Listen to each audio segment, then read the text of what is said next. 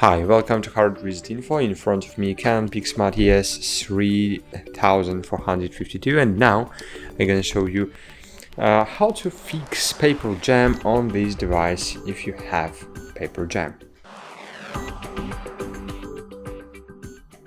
So basically, it's not too easy to do on this device, but it's possible. So as you can see here, we can't open the cover to see the mechanism of the device.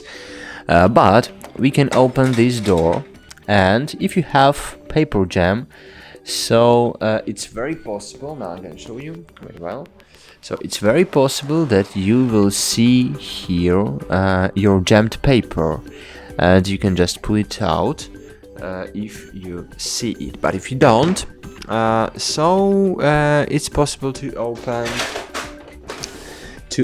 the another door. As you can see, here we have now the normal door, but here, if you will remove this cover from paper tray, so in this way, as you can see here, we have access to the paper entrance, and in this way we can remove jammed paper cards too.